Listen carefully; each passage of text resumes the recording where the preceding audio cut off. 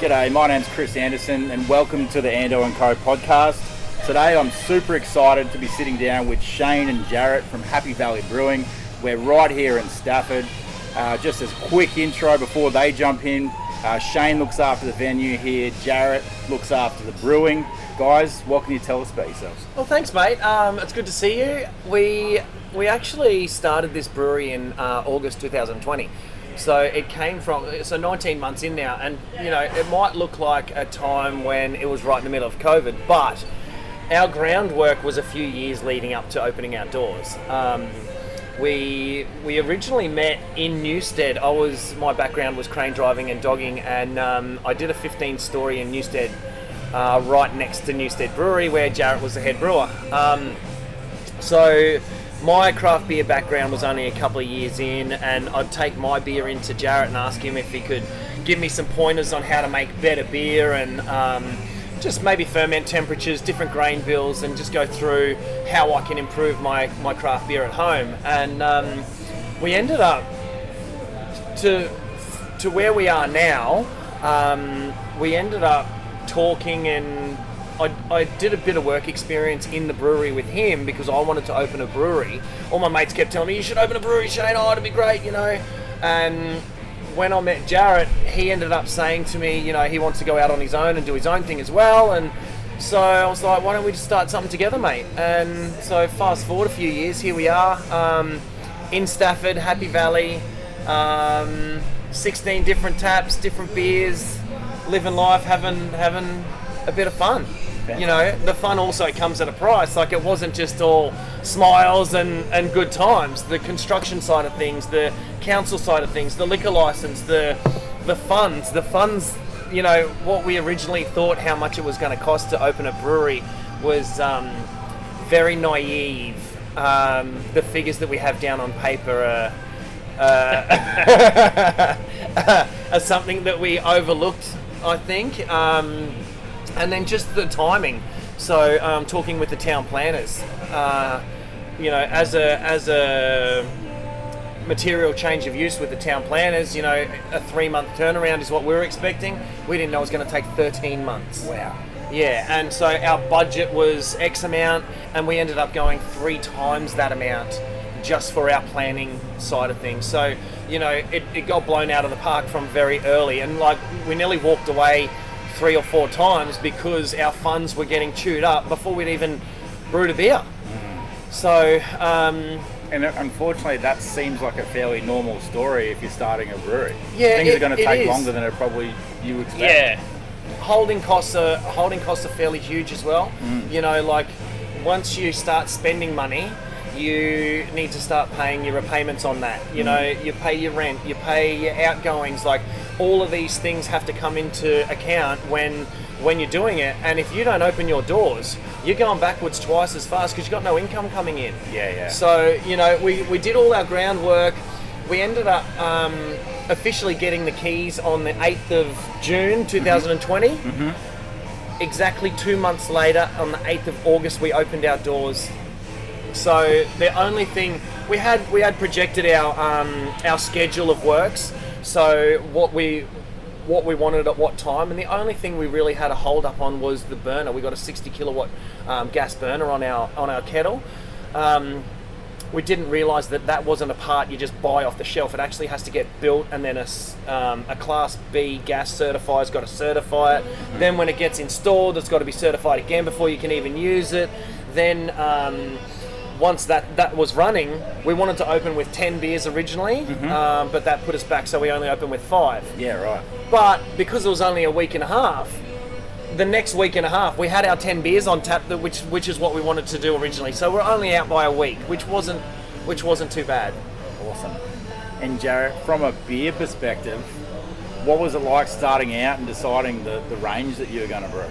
I had a rough idea of sort of a bunch of, the first beer we brewed was a stout on the system.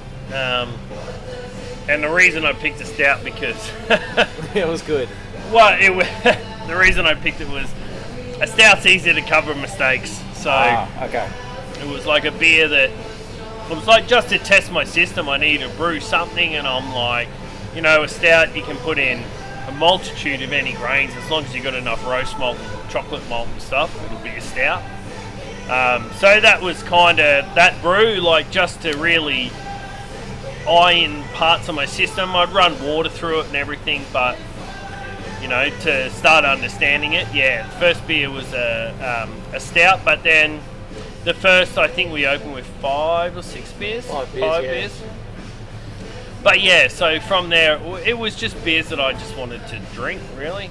It's like, and I still do that now. It's like, you know, we do a stock take every Monday, and sort of it's like, Jarrett and I will sit together and like, what do we feel like drinking? And then we'll just bounce ideas off each other, and you know, we're like, I haven't had this for a while, or let's use this hop, or you know, and then even getting a bit of feedback from customers. You know, people ask for a certain style, and you're like, hey man, you want to do that, and then we'll bounce ideas off each other, and then you know, give it a few days where a recipe's born, and then Jarrett brews and it's on. Awesome. And how many? Like, you obviously went from 5 to 10. How many taps do you have now? We got 16 taps. And 16 taps, and we've brewed, I think we're up to 98. Once I release 2 beers I've got in tank, we'll have 100 different beers. Interesting. So so I think I've brewed nearly 150 batches, but there's about 100 different beers. So we were actually at when we were getting close to our first birthday.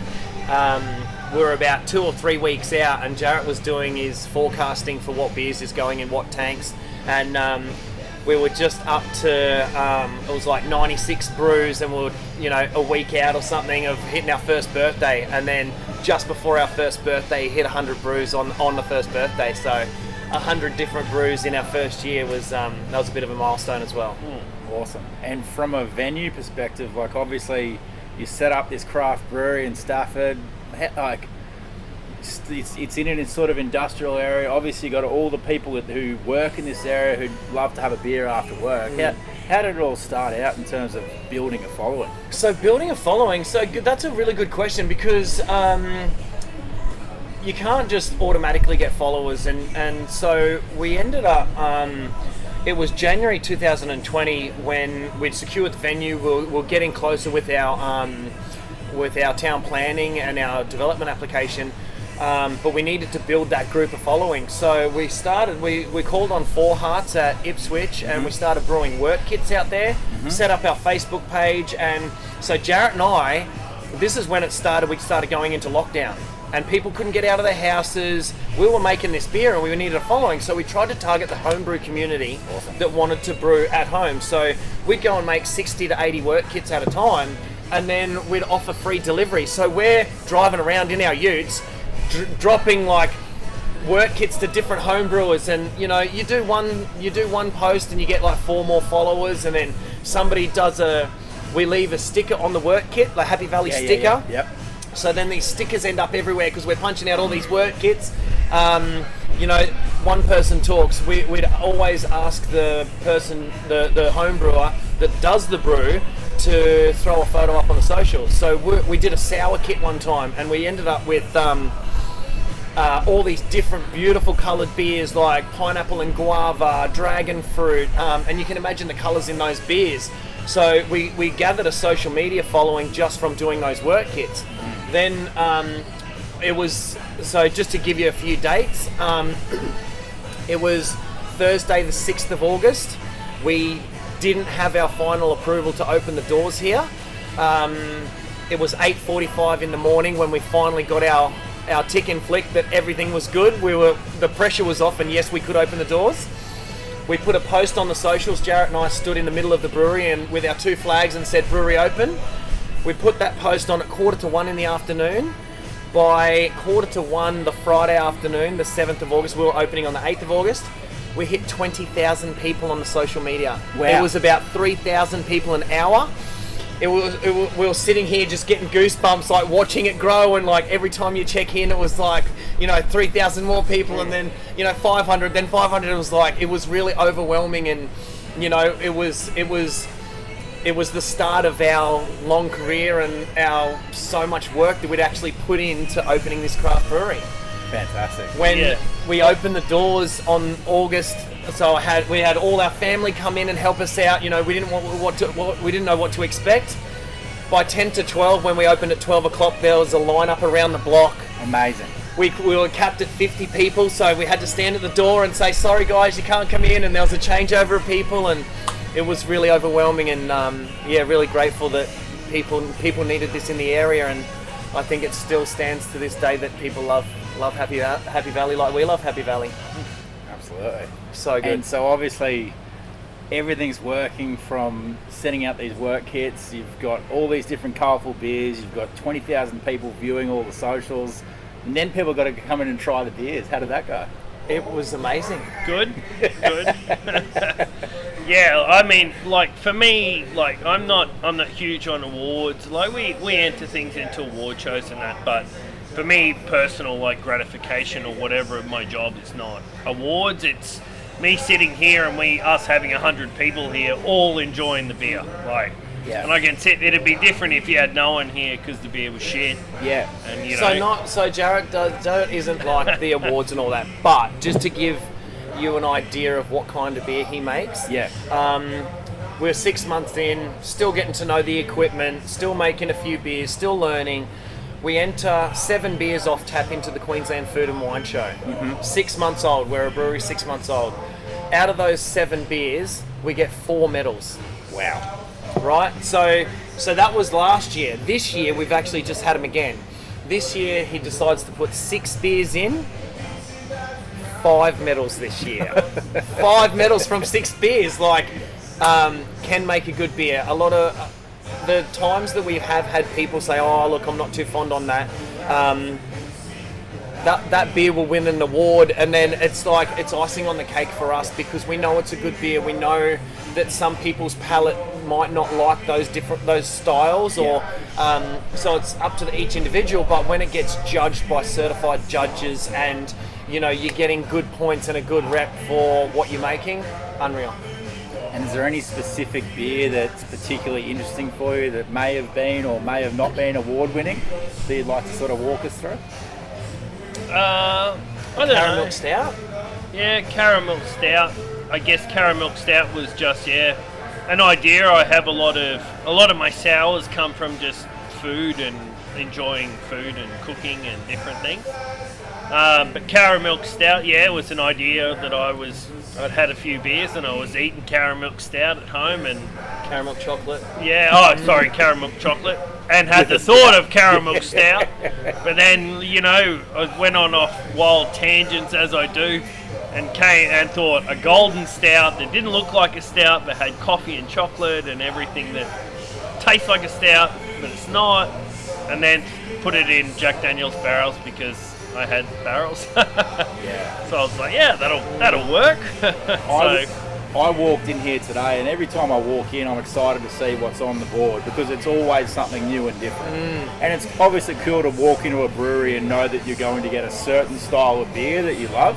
But it's also great that, I don't know what it's like for you in terms of you meet more craft beer enthusiasts than I do, but it's always nice to maybe walk in and just try a glass or a sip or something just to try something new. And today when I walked in, that Caramilk Stout was like, hang on, what is this? Yeah. I know it's my lunch break, but I need to give this a try. Yeah, definitely. What'd you think? It was delicious. Very good beer. It's very unassuming. Yeah. You know, you get it and it's like a toffee coloured, like a caramel beer, but the flavour profile is just, it's got so many different dimensions. You get the vanilla and the oak from the barrel, the caramel, the cold drip coffee and the chocolate that are in the beer, the smooth silkiness that runs over your tongue when you drink it. It's like, it's next level. And for a beer it's got so much love in it. And if it wasn't 8%, I would have had more of it. For sure. For sure. And mate, I think for the higher percentage, when we first opened, a lot of my beers were higher percentage beers. Which,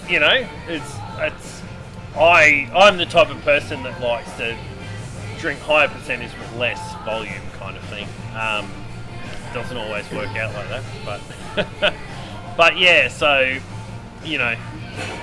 I guess the the higher percentage beer is also better for barrel aging and stuff. Like work better because less infection and less stuff that can go wrong. But yeah, so we do have a 16% barley wine that I've just done a few cans of. So barrel aged barley wine, 16%. So that one's really tasty as well. Yeah. Yeah, it's called Fatality because you may suffer that afterwards. And just thinking through all those 100 beers, how do you know when you should make more of a certain beer? When people tell us, I guess, like, you know, we seasons, yeah, different seasons as well. You know, like when it's starting to come into the colder months now, and having a few different darker beers on tap. We've got a nitro stout on, just seasonal. And yeah, you're right. Like a lot of people do tell us, hey, you should do this again, or you know, I haven't seen this for a while. Fanboy's a NEPA that we've got that is really tasty, that people have already, you know, that they really like. Well, I think we're up to number 8 batches or something now that, you know, we continually keep making and people love it. And obviously pales are pretty popular in the craft beer community, IPAs. Are there certain things that you've been doing with those styles as well? IPAs, I always brew different IPAs. So I don't know if I've brewed the same IPA twice. I don't think so, apart from maybe, I guess we did some tributes to Frank Zappa using Zappa hops, and they were probably similar kind of beers, just being single hops.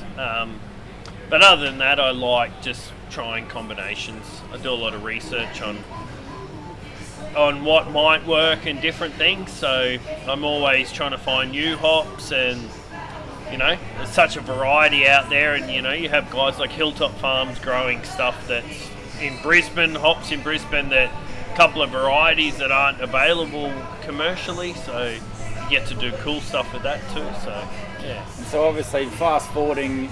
When you opened, you had a crowd out the door. Yeah. Obviously, you mentioned as a brewer, you can win awards, but you'd prefer the brewery to be full. Yeah. What about the community and the people who come and support the brewery? Who are they, and generally, what are they? So when we first opened, that's a good question. So when we first opened, we had the sign-in sheet. You know, before the Queensland government had the check-in, we had the sheet at the front door, and you know, we'd have to keep 56 days of records. And I looked at the addresses, not the addresses so much, but the suburbs of where people were coming from. Mm-hmm. It's not just a small catchment area where people are coming from. It's far and wide. It's North Lakes. It's out Moreton Bay region, the south side of Brisbane. People are coming from everywhere to try this brewery. We've established a really good name with our high ABV. There's always something on tap for everybody. There's so many taps. Everything's made in-house, you know. So we've let word of mouth spread as well. And with what we were saying before about our social media and hitting that 20,000 people in the 24 hours, we actually haven't paid a single cent for advertising. Wow. So originally it was about April 2020. We paid $105 for a Facebook ad campaign, and we actually got more figures and more engagements from our organic post than we did from a paid post. So we just wiped out advertising altogether. We like to try and provide a good service and good beer and let word of mouth spread, because word of mouth, if we give a bad service or a bad beer, it's going to spread in the wrong way. But if we be good at doing that, then we're going to get more people in, and it shows in our figures and how much fun we do have here. And the same as with our staff, we do not hire anybody that don't talk with a smile. Yeah, right. Did I just say that right? So I think a prerequisite of working at Happy Valley, you have to talk with a smile, and you know, that really makes people feel welcome, and it just takes the edge off. Little things like when the kids come in, we give them a lollipop, because when the kids are comfortable, the parents are comfortable, you know, and it makes it so much easier for a family to come in and just relax, have a beer, have some food, and they'll go tell their friends and their friends and their friends. And so we've let that compound, and so we have a good stream of people come in and enjoy the food and the beer and good vibes. It started a lot with our work kits though, because a lot of the guys who bought our work kits are now customers who come in all the time. Like we have, you know, there's probably 7, 8 guys that we delivered work kits to quite regularly here and there that now come in for beers all the time. So it's like, you kind of get that. And Good those, community base as well. Yeah. And those guys, and we're lucky in the position we're in, like with the Kedron Brook, once it's back up and fully running and that. But we're pretty much right on the Kedron Brook, so access to here is awesome. Yeah. And being kid friendly, dog friendly, everything like that, it's like, go for a family ride, come and have lunch, and or take your dog for a walk. And have you got come and have a beer. Fantastic. And have you got any plans for growth for the future? So we do actually. So we're about to finalise our payment today. Actually, November last year, we started thinking about wholesale and canning and getting into bottle shops, clubs, pubs, etc. But with our capacity at the moment, we can only punch out about 3,000 litres at a time, which is about a 2-week turnaround. It's enough just to keep our brewery going here, but not enough to do wholesale and hit the bottle shops. So we've actually got another 3,000 litres of vessels coming, which will essentially will double our production to get into that. So they should be arriving at the end of April. So by the end of May, we should have a lot more capacity. Keep an eye on this space for bottle shops, fridges. We also have a grasshopper decal that goes onto a tap handle. So instead of just a normal plastic decal you're going to see on taps everywhere you go, keep an eye out for the grasshopper that'll be the tap handle in every venue we have beer at. Yeah, right. Yes. I like it. Yes. Okay. And obviously, where it's March right now, towards the end of March, you mentioned you've got a couple of beers coming. What's the plan heading into the cooler months? Lots of IPAs. IPAs, but I'll move towards some more sort of beers that are a little more complex, probably heavier in malt, maybe slightly more in alcohol. Like, we'll obviously have normal pales and mid-strengths and everything, but as the season turns, I do brew out of season. But I also like, I like the variety on tap. So, have a wheat beer in the middle of winter. It's not really a thing, but it's like, you're going to get the people that come in that, I don't really like this or like this. You're like, oh, try this, and So it's about always having things. You will see a little shift between, because again in summer and that, no one wants to, although one of my things was to have an imperial stout on tap all year round. Yeah, and which we have. That was one of my things. There's always an imperial stout on tap. But like in summer, the bigger, boozier, complex beers just aren't going to move. So you need to move your brew to be those beers that people are still going to drink when it's warmer, because you're not drinking. Some people do, and I do, but the majority of people aren't drinking Belgian doubles or triples or imperial stouts or like big alt beers or any like Adam beers or something that are just crazy boozy and stuff like that. It's like in the middle of summer, it's not really a thing, so you need to move your list to what is going to sell, essentially. Like, I'd love to have all that on tap, but that just means I'll be brewing a lot of pale ale and mid-strength and everything, because people are like, 8, 9, 10%, 16%, I'll just have a mid-strength. So then all of a sudden you're doing ridiculous amounts of mid-strength. But obviously you've brewed over 100 beers now, and how do you come up with all the ideas for all these different beers with such a wide variety on tap? I don't know, I guess just talking about it, and I also, my mind just doesn't stop when it comes to beer. I've got the list on my phone of all beer ideas and everything. So sometimes I'll wake up from a dream and be like, whoa, I've had dreams about names of beers. I had a beer called Hungry Eyes, and it was about a dream that I had that I was drinking beer with Patrick Swayze in a bar, and I woke up with Hungry Eyes, the song in my head, and I was like, we're calling the Hungry Eyes. Yeah, and I was just like, I'm going to call a beer that. Like, Oh, I like it. So you get to choose the names of the beers then? yeah, and sometimes they come like, I'll be kegging the beer. I'm like, I don't have a name for this beer. Oh, we did an IPA, so me driving cranes, at the end of my day, they'd be like, righto, Shane, pack up your crane, you're all done for the day. And I'd pack up, and then somebody would come over the radio and go, Shane, we just need one more lift, mate, one more lift. And so I'm like, no, man, I've just packed up my crane. So we ended up calling a beer one more lift. At the end of your day, you want one more lift, you want to go have a beer. Nah, man, I'm going to have a beer. So one more lift was an IPA we did one time as well. So we concreted out the back. Got the concrete truck in the brewery and ran barrows out the back. Concreting term is running mud, so I was kegging a pale ale at the time. I'm like, I need a name for this beer. Running mud pale ale. Yeah. Well, I like that there's quite an element of flexibility and creativity. Yeah, my lagers tend to have political names, messages, music, like names from songs and stuff, but political songs.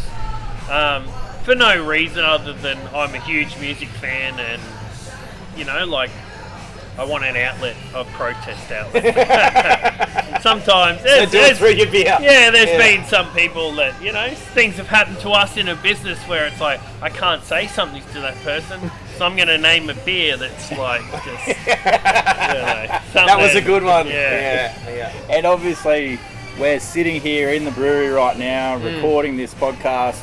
We can hear the music in the background. Who gets to choose the music at the venue? It changes. So Jarrett works from 6 till 2, and I come in at about 11 till 7. And usually that changeover of an hour, Jarrett's death metal and guitar riffs and drum solos that he's air drumming to, I can only stand about half an hour to an hour, and I'm like, sorry dude, I've got to change the music. So when he's here by himself, he listens to his music. When I come in, I choose my music, and which is the venue music that's playing now. And it's a pretty upbeat vibe. Yeah, easy listening. It's a bit of background music, or people haven't heard the song for a while, so they're like, man, I love this. Just a bit of fun and a bit happy. Yeah. I tend to explore music, and sometimes. Even I myself, I'm like, what the hell is this? I like to explore music. I studied technical production in music before I was a brewer or anything. Wow. And I play guitar and bass and different things.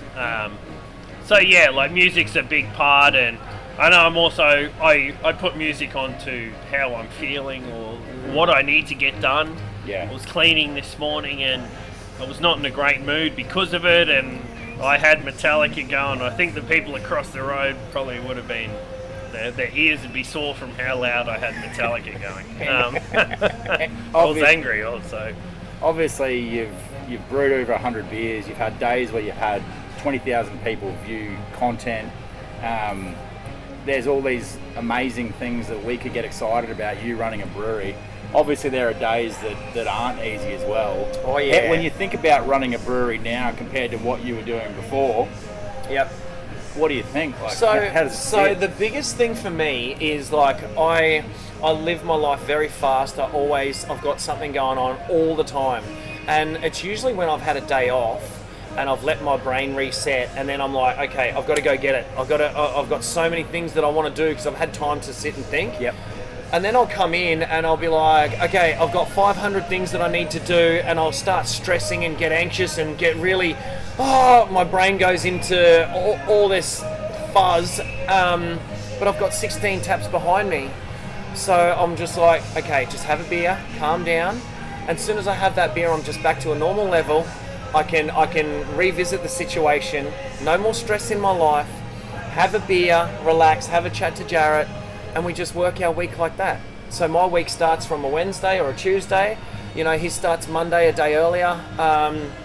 And having that beer and that switch off moment is really good to be able to call upon to relax. And to be fair, you provide that for the whole community definitely around you, which is the cool thing about being able to run a brewery. Yeah, for sure. You're their switch off moment. That you do get a few people that will say, the quickest way to hate craft beer is to open a brewery. Okay. I think it's exactly the opposite. I think it's really the best thing we've ever done. we are living the dream. Yeah. And it does have its ups and downs. Yeah. But man, all in all, it is amazing. It is really. We are very grateful for what we have got and what we've built, and find us a job that doesn't have a shitty day. Yeah. So even finishing at like 8 o'clock at night, you switch the lights off and just look at the brewery and like, man, we did it. Like it's amazing. Yeah. No, that's awesome. Well, look. Before we wrap up, is there anything else you can talk about? And I guess one thing that I'm kind of wondering is, if I've never tried a Happy Valley brew before, what did I expect for maybe that I'm going to be getting from Happy Valley beer? Something that you will like. We have 16 taps, so you can get a paddle. We have 5 different tasting glasses on a paddle. You could even go 3 paddles, and you will find something you like. Yeah. You'll be pretty pissy by the end of it, but there'll be something for you. And obviously, if you like that really high ABV option, you've got plenty of those planned here. Yeah, and that was always the thing, is to, with the style of beer, but the range of like ABVs. But being an IPA drinker and that, I like a bit of a stronger IPA. And we kind of got a bit of a name, bit of a following, more so like from people that like, if you want a 7% IPA, like Happy Valley's got 4 on tap. Yeah, right. Like, so, I've got a double IPA, an IPA, a black IPA, I've got a red IPA ready to be tapped. Like, but also, I like IPA, and I like a variety of all IPAs. Yeah. Also, we've hit a market as well that celiacs out there. So every single one of our beers are gluten reduced, so less than 20 parts per million.